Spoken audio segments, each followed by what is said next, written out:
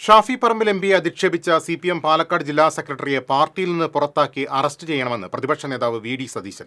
കേരളത്തിലെ പോലീസ് സ്റ്റേഷനുകളിൽ ക്രൂരമായ കസ്റ്റഡി മർദ്ദനം നടത്തിയ പോലീസുകാരെ സർവീസിൽ നിന്ന് പുറത്താക്കണമെന്നും അദ്ദേഹം ആവശ്യപ്പെട്ടു. പീച്ചി പോലീസ് സ്റ്റേഷനിൽ വെച്ച് മർദ്ദനത്തിനിരയായ പട്ടിക്കാട് ലാലീസ് ഹോട്ടലുടമയും മകനെയും ജീവനക്കാരെയും ഹോട്ടലിലെത്തി സന്ദർശിച്ച ശേഷം മാധ്യമപ്രവർത്തകരോട് സംസാരിക്കുകയായിരുന്നു അദ്ദേഹം. പോലീസിന്റെ അതിക്രമവും കസ്റ്റഡി മർദ്ദനവും കേരളത്തിലെ എല്ലാ സ്ഥലത്തും നടക്കുന്നു എന്നതിന് ഉദാഹരണമാണ് ഈ സംഭവം.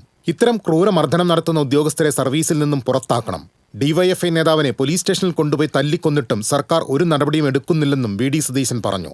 ഇതുപോലത്തെ ക്രൂരമായ പോലീസ് മർദ്ദനം കസ്റ്റഡിയിൽ നടത്തിയിരിക്കുന്ന ഉദ്യോഗസ്ഥന്മാരെ സർവീസിൽ നിന്ന് പുറത്താക്കണം. അവരെ വെച്ചുകൊണ്ടിരിക്കാൻ പാടില്ല. സസ്പെൻഷനും ട്രാൻസ്ഫറും ഒന്നും ഒരു പണിഷ്മെൻ്റ് അല്ല. ഇത് കടുത്ത പണിഷ്മെൻ്റാണ്, ശിക്ഷയാണ് കൊടുക്കേണ്ടത്. കാരണം ഇവരൊക്കെ സർവീസിലിരുന്ന് ഇനി ഇത് ചെയ്യും.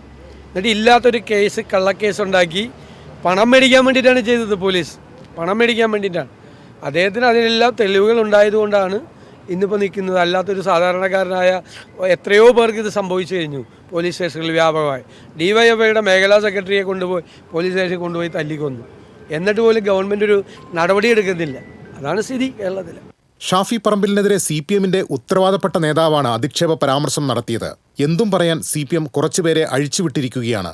CPMകാർക്കെതിരെ ആരെങ്കിലും എന്തെങ്കിലും പറഞ്ഞാൽ നിരപരാധികളുടെ പേരിൽ കേസെടുക്കുമെന്നും സതീശൻ ആരോപിച്ചു.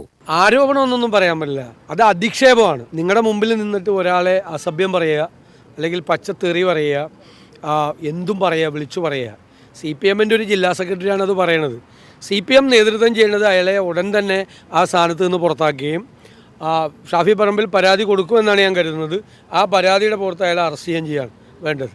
DCC പ്രസിഡന്റ് ജോസഫ് ടാജറ്റ്, കോൺഗ്രസ് നേതാക്കളായ ജോസ് വള്ളൂർ, ഷാജി കൊടങ്കണ്ടത്ത്, MP വിൻസെന്റ്, രാജേന്ദ്രൻ അരങ്ങത്ത് തുടങ്ങിയവരും പ്രതിപക്ഷ നേതാവിനൊപ്പമുണ്ടായിരുന്നു. TCV news, Thrissur.